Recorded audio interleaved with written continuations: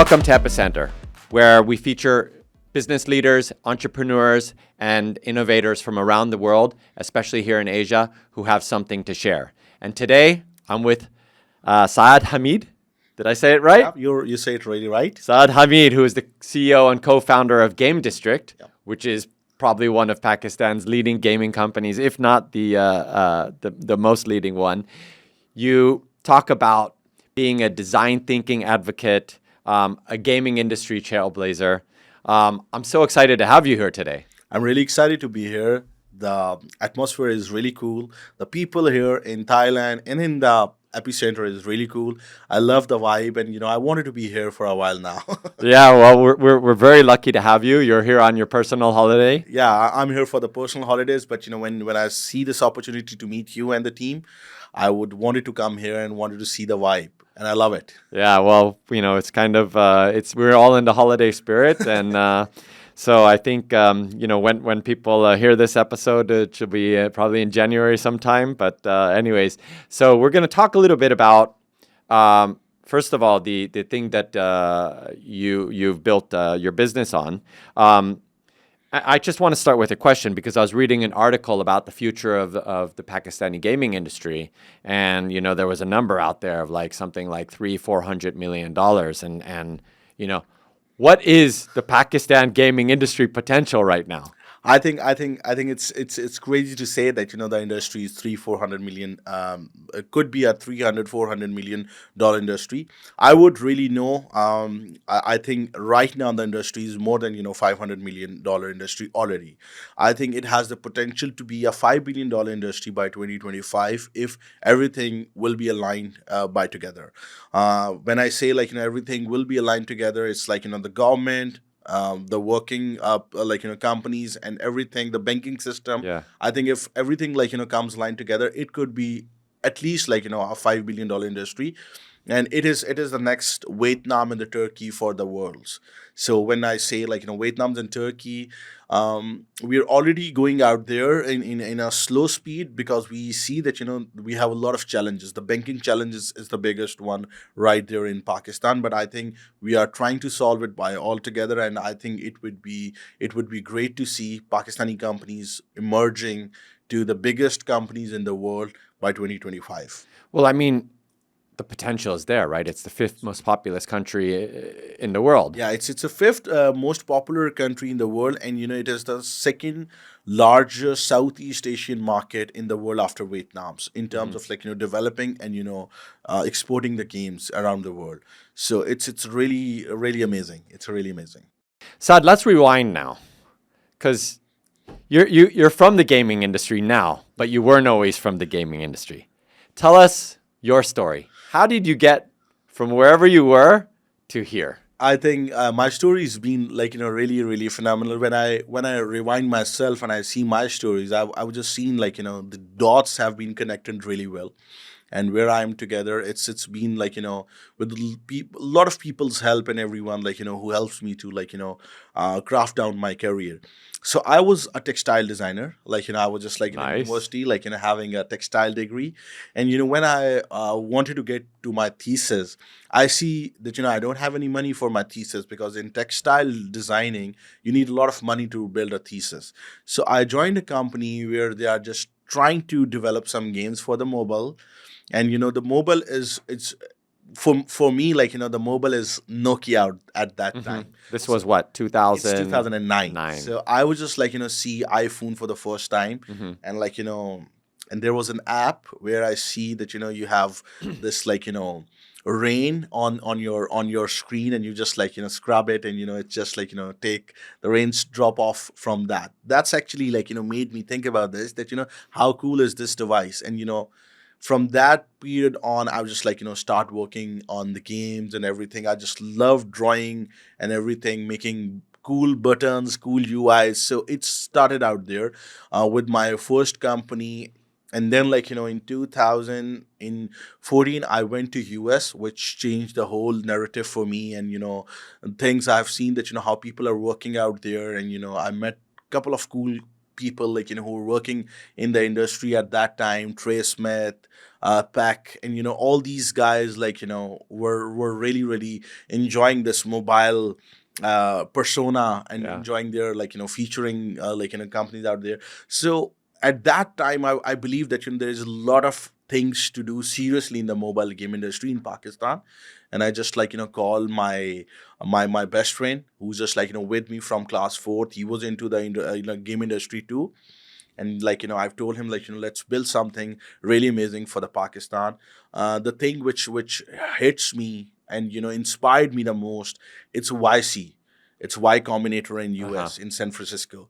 So this Y Combinator is the biggest incubation center in the world, and I've seen that how people working out there helping each other and building a lot of cool companies out there. So I just when I just called my friend, he told what you want to do. I told him that I wanted to build a YC in around gaming in Pakistan.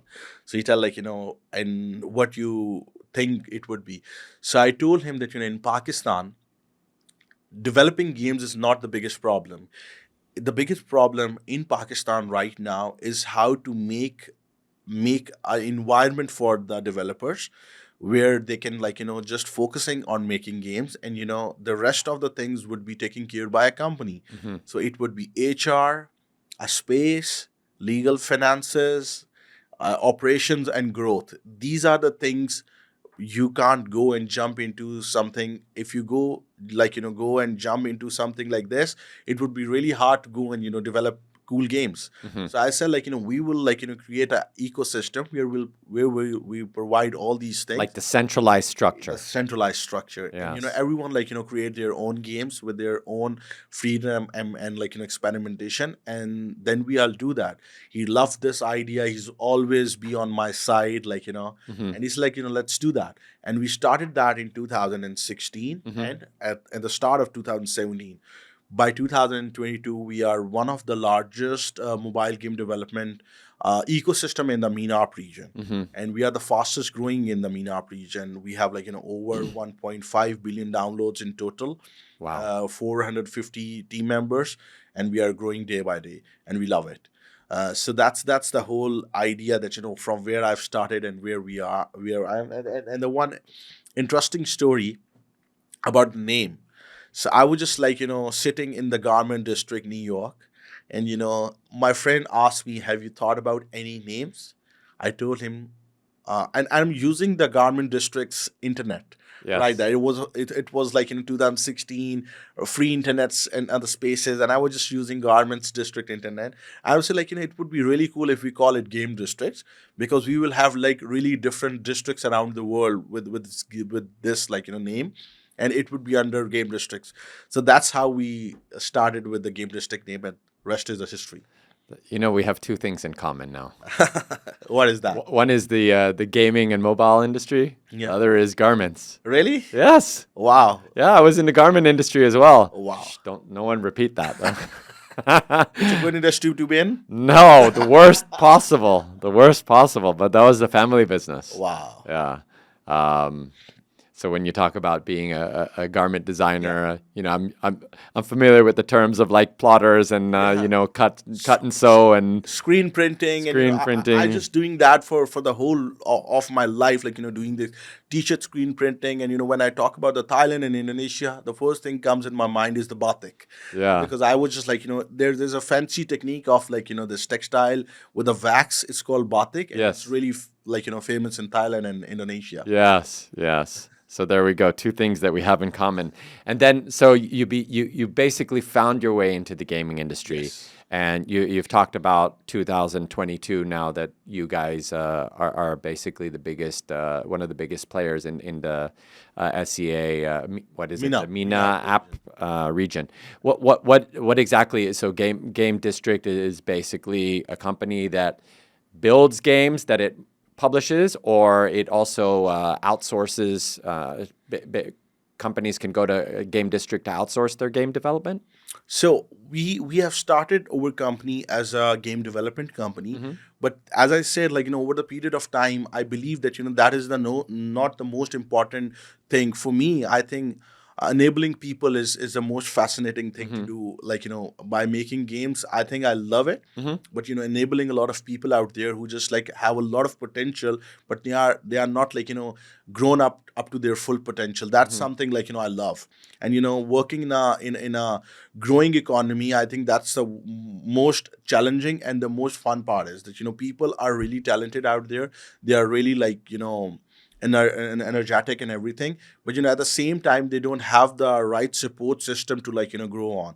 So that's like I believed in that if we help like that like the support system we built, and they just like step by step like bridge their self on that, it would be amazing, because they are starting from nowhere, and now they are like showing their games to the whole world. I think that's very, very fascinating. It's really inspired me. So you've created this platform, Yes, basically. we have created this platform. Now every year we like in like incubated more people.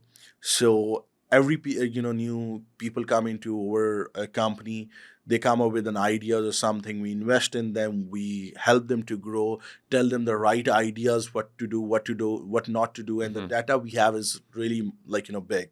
So we exactly tell them how you can be a really, So you really like successful. incubate, accelerate, Exactly, and invest fund, also. staff even. Exactly. So the whole like idea like down the line also, we wanted to start our own investment like fund also, where we like investing only to the bigger studios, and then we have like this. So we want to do everything, whatever like it takes to become like big mobile giant kind of a Right. company. So we are like going on our way. That's the thing what we have in mind. So how does a game creator approach you? I mean, you're such a big popular figure. I see your LinkedIn is always exploding.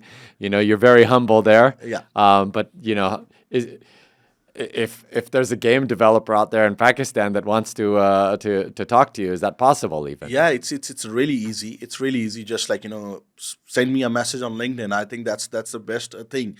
I tell you a very funny story. So I was in holidays with my family in 2019. A young boy, like 16, 17 years old boy, just sent me a message, and he sent me like he got to know me from a friend circle. I had a picture with him. He's like really influential in the mobile game industry. He's the guy who actually developed the software called Buildbox. His name is Trey Smith. So that young boy follows Trey Smith, and Trey upload a picture with me on his LinkedIn, on his Instagram. Yeah. So that guy is from Pakistan. He sent me a message, and he said like I have been a big follower of like Trey Smith. You seems like a Pakistani. So are you a Pakistani and you're in Pakistan? I've told him, yeah, I'm a Pakistani. He said like I've developed some of the games. He showed me some of his games, and for me like developing those games as a 16, 17-year-old, it feels like he's not the he's probably like messing up with me or something. He's just like showing someone else games. So I just told him that come to my office. And the first day he came to my office, he was in a school uniform. Wow. And I was just like, okay, this young kid, he actually have this potential to develop a mobile game developer. Today, that guy is 20, 21 years old, 3 years in the game industry. He is one of the most dedicated guy and understandable guy into the game industry I have seen in the Pakistan. He have developed some phenomenal hits. His name is Junaid. And at that time, I understand that, we are really old right now. And now we only needs to invest in the young kids, because the young kids are actually coming up with a really, really high ambitions. And at the same time, their knowledge factories really, really burn it up. So we need to utilize them and train them into the right path. And then we can grow from anywhere from there. So that's the thing I have learned from him. And for any of the young developers out there in Pakistan, they can call me from LinkedIn, or they can message me on Instagram, LinkedIn, everywhere. So they can just reach out to me, and we'll sit, talk, and see that how we can do together. That's awesome. So let's get a little bit into some details, because I think one of the things that we notice is that actually the way that games are built in Pakistan are a little bit different than the way they're built outside, specifically on the engagement, the gameplay style. Talk to us a little bit about how Pakistan got to that kind of level of creativity or even like engagement genius, if you want to call it. Oh my God, I think that could be a one thing where I can talk for hours. We got ours. Go for it. So Pakistan has been really phenomenal and has been really advanced in terms of user engagement and actually developing games. So we are a very different market. I think I call it we played the Brazilian way. That we are not a very European style, Right. very we are very freestyle game developers. So we developer whatever we wanted to do. So you got some Neymars and Yeah, Casemiros we, there, like huh? we I think we have Peles and everything. Yeah. Everyone has Pele and everyone. So the thing is we have our own style of developing games. So we just take inspiration from the bigger games, from the PC and the all these sector games, and we just develop those games in our own style. And the thing is, those games has been really popular in the tier 2 and tier 3 countries. We have been millions of downloads. People love our games. So if you wanted to be a pilot and you wanted to have a really small devices experience, the Pakistani developers must have hundreds of games out there in that category, and it is really working for the industry. I think most of the industry has started by their own. They are self-taught. There is no big studios in Pakistan. Everything they have learned by themselves. So all these years they have been learning and developing their course to the core to the highest of their skills. So we have really great developers who are developing small games, but at the same time we feel that we have some problems because we are a little bit cut down from the world in terms of there is no studios. So we have to reinvent everything by ourselves. So sometime we are doing not the right moves and not doing going in the right direction. But now after the COVID, the world is opening up. There are people are going into the conferences. They learn a lot of things. Now we are developing that expertise we have of developing really smart games, and now we are converting them into making smart games into very profitable world class games. That's the transformation periods is going on right now in the industry. And like when we talk about engagement, like what give us an example of like what a Pakistani gaming developer or producer might do in terms of gameplay versus what you would see outside of Pakistan. So it's very funny. I was in a Google Yes. meetup in Singapore. There's a lot of Vietnamese companies out there and the Pakistani companies. So I was just talking with a Google monetization expert. He told me one insight which is data driven, and he can see that actually. He told me, Saad, where a Pakistani developer is making $1, a Vietnamese studio is developing $4. So that is the gap we need to fill off. So in terms of monetization, in terms of user acquisition, Pakistani are a bit behind than the rest of the world. But we are trying to get out there, and I think it's just a matter of couple of more years we would be out there because everyone is trying really hard to be out there. So that's what we are doing, and I think if we able to do that, the industry will explode like anything.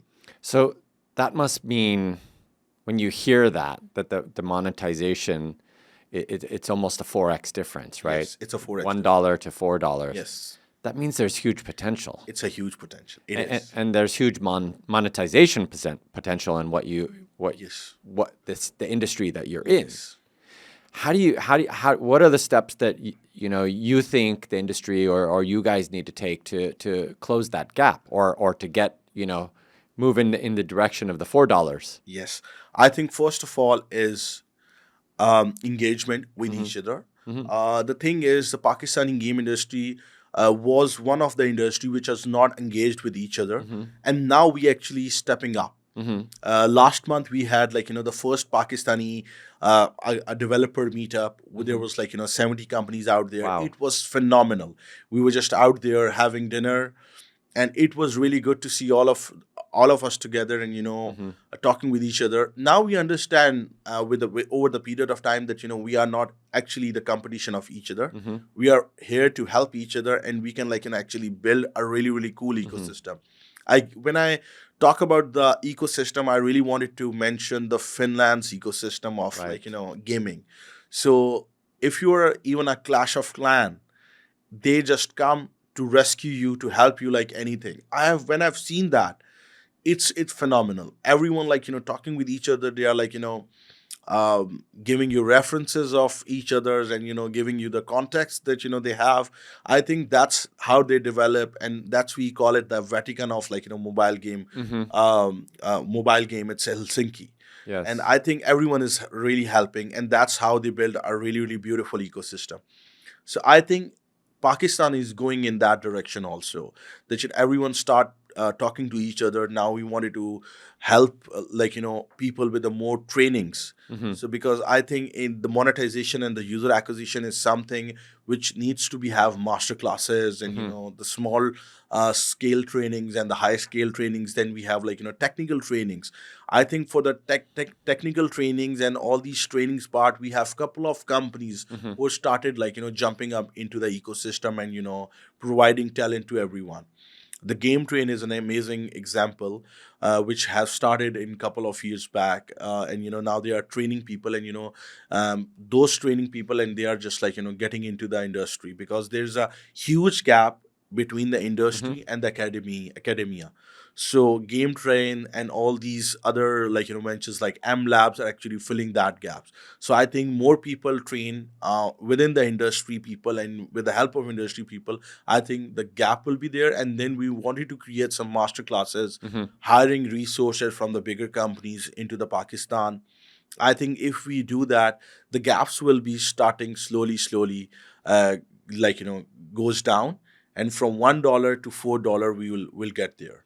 That's Do you see that in order to get there that you need to actually bring in foreign experts into Pakistan to help bridge those gaps and share those learnings? Yes, I think that would be the ideal case scenario, if we have foreigner developers, engineers, ad monetization experts, Mm-hmm. acquisition expert. I think if they come there, they'll just come a very different perspective. I think they would be really, really surprised also. Mm-hmm. They just take you one step back, because whatever we are doing for them, it's very unusual, it's very new. So just example, for giving you an example, if you see you are having 1 million downloads a month, Mm-hmm. but you are not monetize them well, because you don't have a lot of navigations to see that, Yes. they probably take you one step back. Right. They want you to have a couple of more tools inside your game, so they can see what the navigation it's look like for your game. Yeah. So once you have that, you probably have less downloads. Mm-hmm. But that one step back is the cheetah's one step back for before a Yes. big jump. Yes. So once you have all these navigation system, your jump would be really, really high. And that's what we have been doing also. We have Mm-hmm. experts coming from outside of Pakistan, and they have been telling us a lot of great way arounds to develop great games, and how to navigate them best. I think that's the best way forward to go. Yeah. They say that you can't optimize what you can't measure, right? Exactly, And exactly. so I think that's something very important, right? It's not only on the analytics side, but even like game crashes and Right, things like right. that, the basics, right? And maybe the creativity is there, Yeah, right, when it comes to the gameplay, yeah. um, but it might be too creative that it skips the monetization Agree. element that is Agree. is very critical, and this is something that Vietnamese companies are extremely good at is They are really good. They are really acquisition and monetization. They monetization. are really good. They are really good actually, and they are really good in terms of I think actually in making games we are really near up about that. But the categories of making games are really Hmm. different. In Pakistan we have all these studios are doing simulation games, Hmm. which is really high in terms of the whole Google Play simulation category games. Pakistan is second or third in terms of strategy. We are the first company who get we got the first country who get the most Hmm. downloads. But Vietnamese are more in towards puzzles and hyper casual games. So they are also advanced themselves into developing games, because this like hyper casual and puzzle games are more retention. So they don't want it to churn out their users. They Right. wanted to take their user, and their user retentions are far better because of the game's choices they are doing. So that's one thing we need to learn also. Nice. Um, so we've talked about the engagement side, the competitiveness of the market, and I think that it's pretty clear that you kind of gave a rally cry there to say, hey, Pakistan gaming industry, Yeah. let's get together, let's share the knowledge, and because the industry is growing, right? It's not a zero-sum game, winner takes all, right? I mean, how many games do you have on your phone that you're playing concurrently? I think I have at least 100 games. 100 So games. the fun part is that whenever my daughters take my phone, Yes. there would be 15 more games in my phone, and then I start downloading games. There would be another 15 on my phone. Yeah. So it's a lot of games always, and I play a lot of games. You're a designer by background, right? But you've also kind of become, I would say, a user behavior expert to some way when it comes to gameplay. I would say myself a design thinker, Uh-huh. because I think that is one thing which helps me really really well to understand users. So design thinking is something have been phenomenal in my life, in all of the problems I see. So I think that's really really helped me off. And when I say design thinking, it's all there. Excuse me. Yeah. It's Yeah.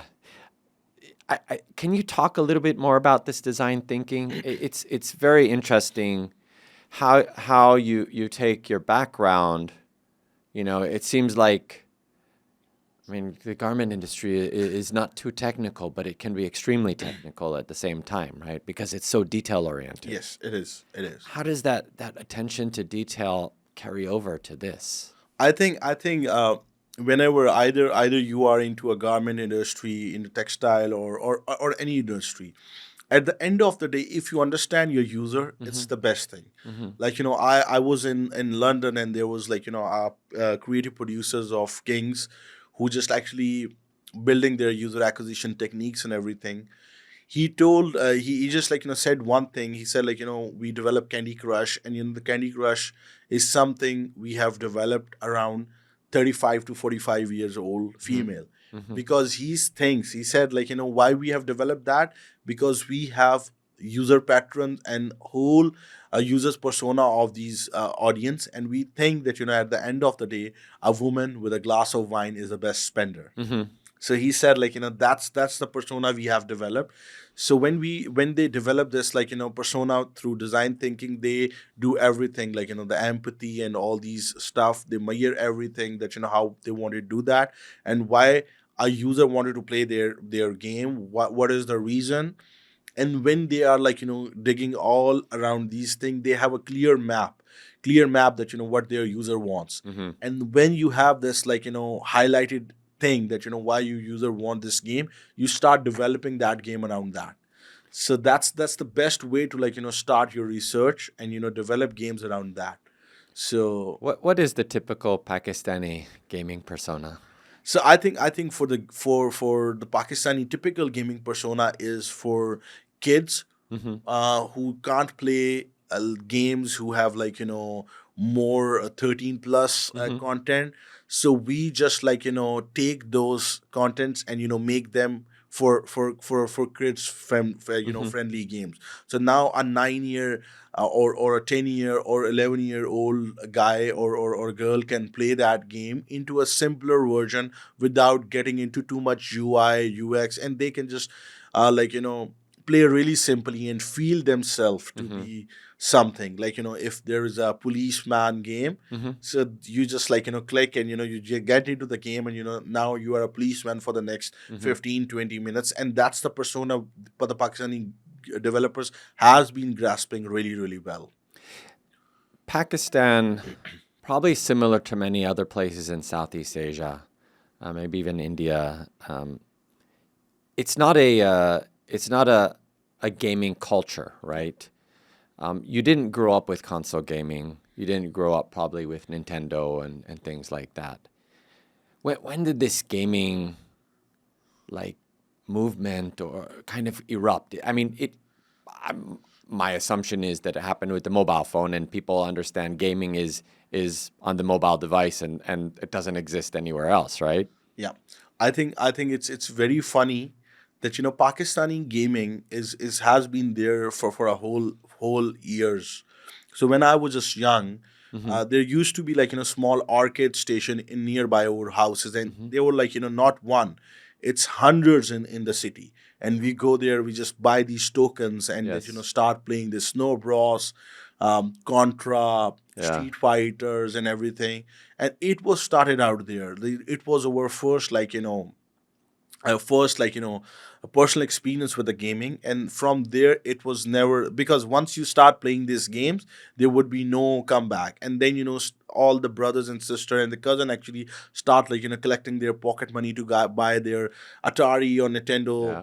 And it was like that in back of the days. Yeah. Now it starts emerging, you see a lot of people are on the mobile, and some people have their consoles and everything. But back then, 15, 20, 30 years back, it was all the small arcade station which give us the first vibe. And in terms of we still have that arcade stations Yes. in every area of Pakistan, and people are still enjoying that. So the fun part is Pakistan, where there is no exposure to the gaming. There is no a support from the parents for the gaming. We still have the world's top players in Taken 7. Mm-hmm. Taken the guy who's uh, won the world championship is Pakistani. Wow. I'm Cool. just forgetting his name. Is like Ash something. Uh-huh. Arslan Ash's name. He was and then we have PUBG, and then this Dota players, Yeah. all from Pakistan. And they're even I remember that there was a small Pakistani Clash of Clan tournament, and that guy actually, the guy who won that, he actually runs a small fruit cart, Wow. who won that tournament. So Wow. just I just wanted to give you an example from this, that we are really loving Mm-hmm. games country. We love it. That's excellent. Yeah. So, if you have to give kind of your forecast for 2023 for Pakistan gaming industry, give me two or three things that you see as a catalyst to what 2023 or even 2024 is going to look like. I think for 2023, 24 is very critical for Pakistani game development companies, because the thing is they have seen a lot of growth in the COVID times. Mm-hmm. And the COVID growth for the gaming industry is not the real Real growth. growth, right? It was the high peaks they have seen. They're enjoying the profits and everything, and they think everything would be the same, but That's it's not not been. steady it's state. it's not steady state. Now they have to evolve. Mm-hmm. They need to transform, otherwise they could be the dinosaurs Mm-hmm. of the modern tech. So I think, but from my perspective, what I can see, all of the companies I know in Mm-hmm. Pakistan, they are start working there. They have start working with the MMPs, they start working with the analytics, they Mm-hmm. start working how they want it to evolve. I think this is where they are going into the right direction, because before that they are enjoying the profits. You're they are on the cloud 9 with this organic downloads and everything. Now they are going forward, and probably doing some publishing, also helping smaller studio to grow bigger also. So all of these things has been doing there. And all the companies are actually see Pakistan as a big potential also. So they are coming there to Mm-hmm. help Pakistani ecosystem, like Google's is coming there, Unity is coming there, really soon AppsFlyer would be out Yes. there. Yes. So I think all of these things are actually helping developers to build their self in terms of from user engagement to monetize them better in 2023 and 24. And I think now they would surpass that would be most evolving years for the game industry in Pakistan. Out there question, and you can say if you want to answer it or not. What do you think about blockchain gaming? I think it's all messed up. It's all It's all messed. messed up, and I'm a big advocate of not doing Web3 blockchain gaming at this moment in At this Pakistan. moment. The reason is not that this it's not something clear. The reason is that the Pakistani game ecosystem has not actually um, get there with the mobile games out Mm-hmm. there. We don't have any mobile game in Pakistan who Mm-hmm. makes $1 million a month. Right. We have never a studio who makes $100 million a month. So we are not actually grown up to the full potential of our own. So why we want to jump into something new, which world has not figured it out yet. Right. So that's my perspective. I think once we have 15, 20 companies who are $100 million plus company, or maybe $200 million companies, that's when they wanted to get into this Web3. And I think right now, from my perspective, is the Web3 is really overrated. Mm-hmm. It's I'm not saying that it's not going to work. Mm-hmm. I think right now it's really overrated, Mm-hmm. because the thing is, all these VCs, before they have this money, they just put too much money, which I'm sure they never get back.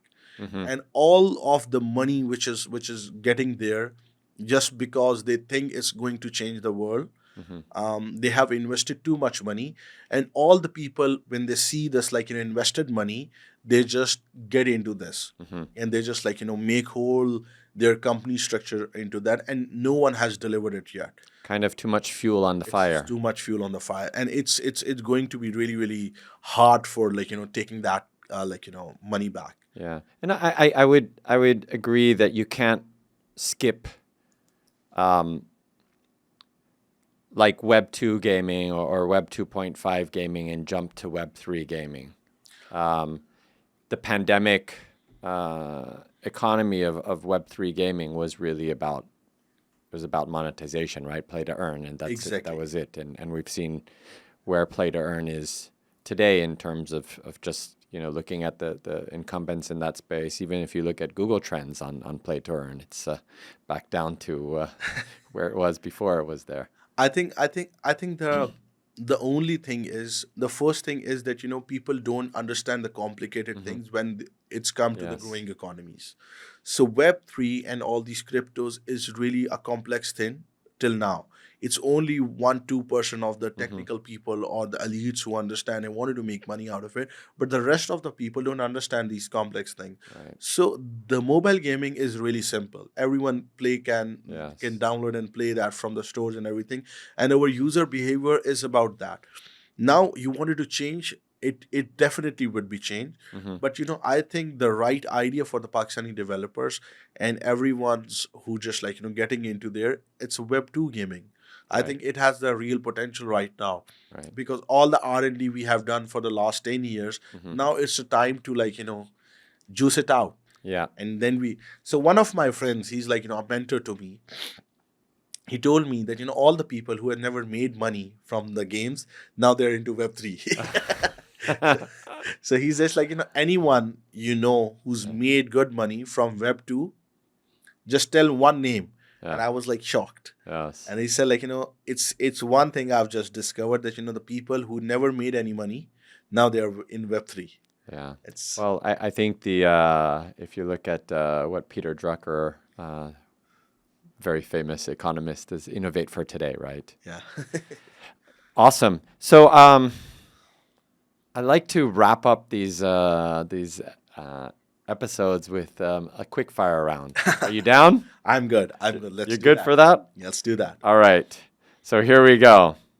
What is your most favorite mobile game or video game in history?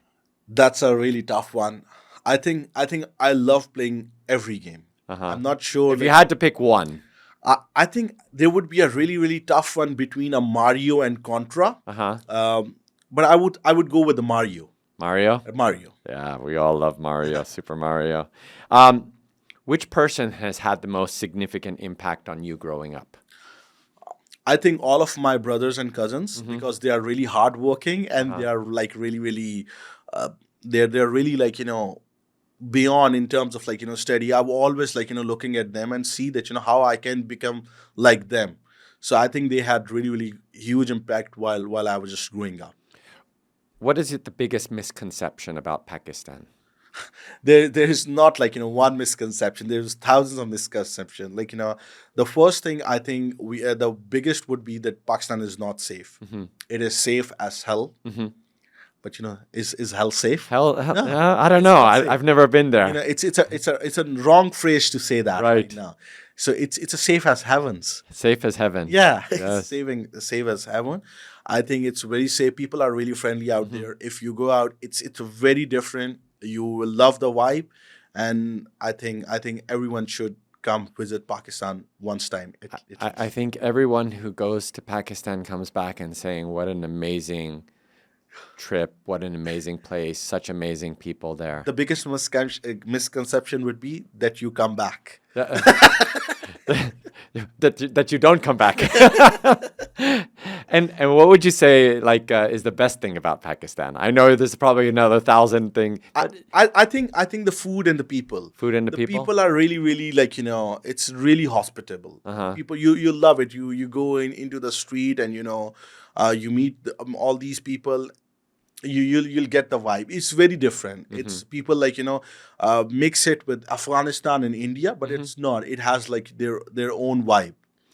What is the last app that you downloaded? I think I have downloaded a couple of it's football Football related? yeah, related game. You're a football fan? No, I'm not a big fan, but all these like craziness around Yeah. like this World Cup with Messi and everything. So I've just like tried a couple of them, and it's really engaging. You actually come across as a very empathetic leader, right?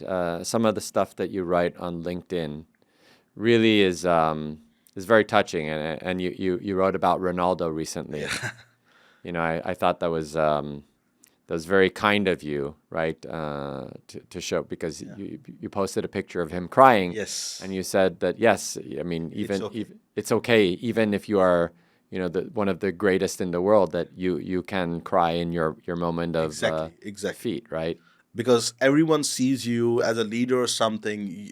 Like people rate or develop your persona is so high that you can't cry, and it's okay. At the end of the day, you're a human being. It's okay to cry. And the second thing I loved about it, it's like Messi lost the World Cup, and now he wants like these two pictures I've seen, and I see that how a person can grow, and there is always a chance for Yes. for him that he utilized. So it's amazing. Either on your down days, it's great to see that you can conquer whatever you wanted to do. And I think we all need to learn from these sports personalities and all these like the big leaders, that how they like go their self for the difficult times and come out of like more stronger. Sports teaches us a lot of lessons about life, right? It is. And sometimes in a very condensed format. I think sports is the best thing. Everyone should play at least one team sport. Yes. Yeah. And I'm guessing you must love another sport besides football. You're guessing it right. What is your favorite cricket team? My favorite cricket team is of course Pakistan cricket team, which was playing in the '99 World Cup. It's my all-time favorite. Yeah, That's what was was it Imran Khan? no. It was lead by Wasim Akram. Uh-huh. They lost by the Australians in the final, but it is the best team for me because in '92 they won the World Cup, and you always cherish the people who won. But on the days, the people who needs you the most, your team needs you the most, when they lost really closely into the finals. So the team was really phenomenal. We have the best players in that team, and but unfortunately they have never been cherished as much as the '92 team. Almost like similar to the '92 team, because they were young and now they were like pretty mature. It was almost like Ronaldo not having the World Cup trophy. Yeah. Since we're talking about people, if there's 3 people that you could invite to dinner, who Wow. would they be? Wow. Anyone in the world, Live or? live, dead, whatever. Wow. 3 people. I think it's an easier one for me. Please. So it would be Steve Jobs, Yes. Nelson Mandela, Yes. and Bob Dylan. Wow. What a conversation. I think in that room, everyone would be a fan of everyone else. Nelson Mandela. Yes. The Steve Jobs would be a huge fan of Nelson Mandela and Bob Dylan. Yes. Bob Dylan would probably on a side, not talking to each other. So I think that would be a very. It's for me. It would be amazing to have all of these three in one room. And I think they'd be a fan of you for bringing the three together. Oh wow! That would be that moment of silence. Saad, this has been amazing. Thank you so Thank much. you so much. Thank you so much. Thank you for It's joining the been great. Epicenter today. Yeah, thank you so much. It's been great. I'm here. I'm having the vibe, and I don't want to stop. I just wanted to talk myself. It feels so good about myself. Yeah, you've been doing excellent here, right? Come on, crowd. Let Saad know how much you enjoyed this conversation. Thank you, guys. Thank you so much. Have a great day.